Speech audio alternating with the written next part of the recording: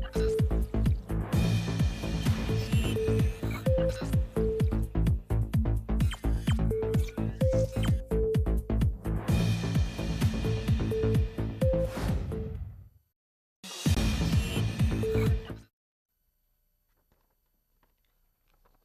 اللہ الرحمن الرحیم، السلام علیکم ورحمۃ اللہ وبرکاتہ۔ ناظرین اکرام، پروگرام بات چیت کے ساتھ حاضر خدمت ہے آپ کا ہوسٹ عبید الرحمن شفیق۔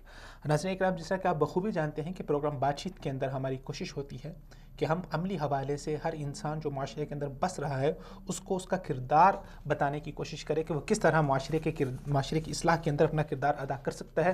آج کا ہمارا پروگرام اسی سلسلے کی ایک کڑی ہے۔ آج کے جو ہمارے ہارڈ کور ٹاپکس ہوں گے جن کے اوپر ہم گفتگو کریں گے، سب سے پہلا ہمارا ٹاپک ہے پاکستانی تعلیمی اداروں میں آئس نشے کا بڑھتا ہوا رجحان۔ پچھلے دنوں وزیر مملکت برائے داخلہ جناب شہریار افریدی صاحب نے ایک پریس کانفرنس کی اور اس کے ذریعے سے انہوں نے بتایا کہ پاکستان کے اندر اور خاص طور پہ جو پاکستان کا کیپٹل ہے اسلام آباد، اور اس میں بھی خاص طور پہ جو وہاں کے تعلیمی ادارے ہیں، جو اسکول ہیں اور جو یونیورسٹیاں ہیں، وہاں پر اس نشے کا رجحان بہت زیادہ بڑھ رہا ہے۔ ان کا کہنا تو یہ تھا کہ پاکستان کے اندر 75% جو ہماری لڑکیاں اسکول اور کالجز میں جاتی ہیں وہ اس نشے کی عادی ہو چکی ہیں۔ خیر، یہ اعداد و شمار کس حد تک درست ہیں اس حوالے سے ہم اپنے پروگرام میں بات کریں گے، لیکن یہ ایک حقیقت ہے کہ اس نشے کا رجحان جو ہے وہ بہت تیزی سے پاکستان کے اندر بڑھ رہا ہے۔ اس ٹاپک کے اوپر ہمارے ساتھ شامل گفتگو ہوں گے پاکستان سے جناب رانا عظیم صاحب، جو کہ ایک سینئر صحافی ہیں، انویسٹیگیٹو جرنلزم کرتے ہیں۔ انہوں نے خصوصی رپورٹس تیار کی ہیں تاکہ اس حوالے سے کوئی روک تھام کی جا سکے۔ اور اسی کے ساتھ جو ہمارا ان بلڈ ٹاپک ہوگا وہ ہوگا شراب نوشی کے حوالے سے، کہ شراب نوشی کے سماجی نقصانات کیا ہیں،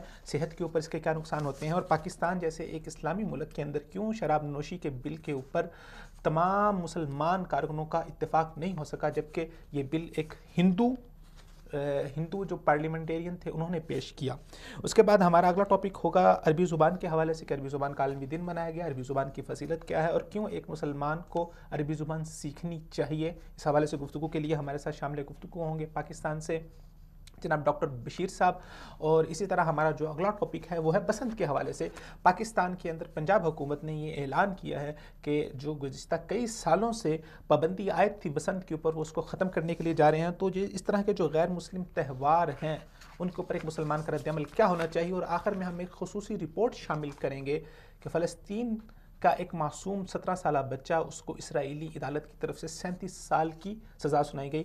تو اسرائیل نے ایک نیا حربہ نکالا ہے جس کے ذریعے سے وہ فلسطینیوں کے اوپر مظالم ڈھا رہا ہے، خاص طور پہ خواتین کے اوپر۔